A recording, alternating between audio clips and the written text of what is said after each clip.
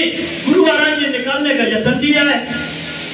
भूल बल में भूल हुई है, तभी तो बल भूल शायद हो गया, बल में भूल नहीं है, लेकिन बल में बल भूल के साथ हो गए, आरोप हो गया कि ये भूल है, और बल को निकाला है, इस बलई को निकाला है कि उस भूल वाले क्षेत्र से आप निकलिए, इस अज्ञानता वाले क्षेत्र से निकलिए।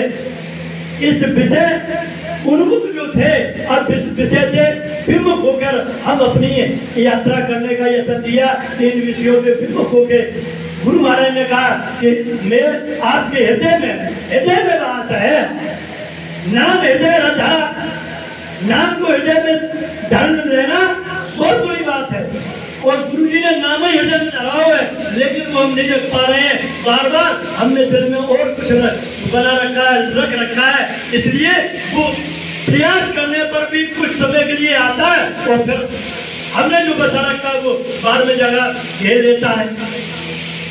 इसलिए हमें वो अपना जो हमने रखा है उसको खाली करने के लिए बार बार गुरु महाराज को बैठाना शुरू करना है। अगर वो बैठा लेना, स्थापित करना हमने जान लिया, जो स्थापित हो गया, तो फिर जगह नहीं रहेगी, फिर जगह नहीं है गुंजाइश कि और कुछ उसमें समा सके। हमें ये स्थापित करना है, अपने में उतारना है। उतारने के लिए हमें चल के ही कोई चीज उतरेगी। उतारने के मतलब है पहले हमें जाना है, हमें उतरना है। बाहर उतरना है तो आपको ही उतरना है। आप उतरोगे तो वो तुम में उतर गया, तो आप ही नहीं उतर रहे हो, आप ही नीचे जा रहे हो। उतरने का मतलब नीचे उतरने से नहीं है, ऊपर उतरने से। जितने हम करीब अपनी अपनी यात्रा के अनुसार जितने करीब आते जाएंगे, मेरा गुरु उतने तुम में उतरता चला जा रहा। गुरु तो पूरा है, लेकिन मेरे उतरने में कमी है। जितनी कमी है उतनी उतर रहा है। और जिस समय तुम्हारे उतरते उतरते तुम्हारी श्रद्धा में गुरु के प्रति हो जाएगा, पूर्ण समर्पण हो जाएगा, तो गुरु पूरा स्थापित भी हो जाएगा। प्रेम बंधुओं, ये मार्ग पूरा श्रद्धा और प्रेम पर डिपेंड है।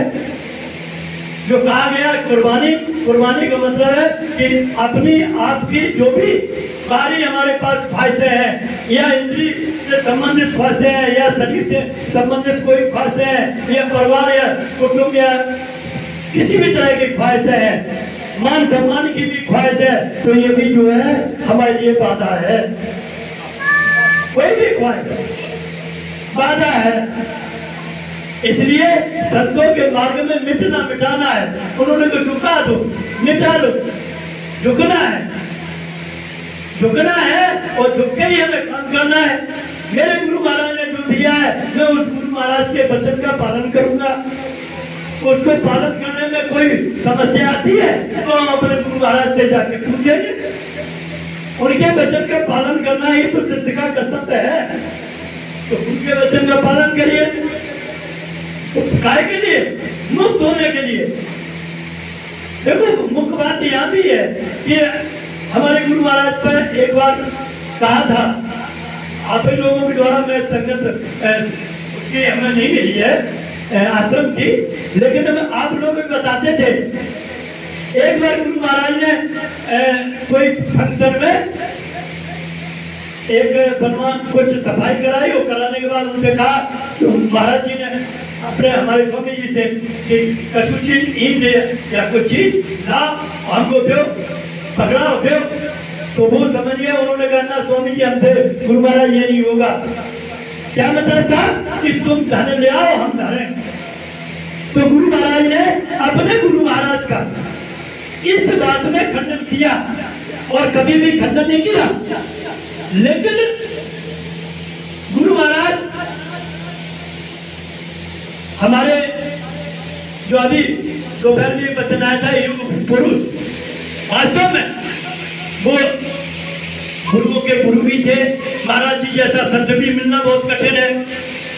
मुझे उस समय जब मैं जुड़ा था तभी देखा था कि वो स्टेशन से और कार्यक्रमों में और आश्रम तक भीड़ लगती थी, लाइन लगती थी, इतनी भयंकर भीड़ थी। और महाराज जी अकेले वहां सबको कंट्रोल करते थे बैठ लेके, कितनी बड़ी उनमें कैपेसिटी थी। आज हम लोग अपने में 10-20 लोगों में अगर कोई बात आप कहो तो वही खंडन वंडन शुरू होता है।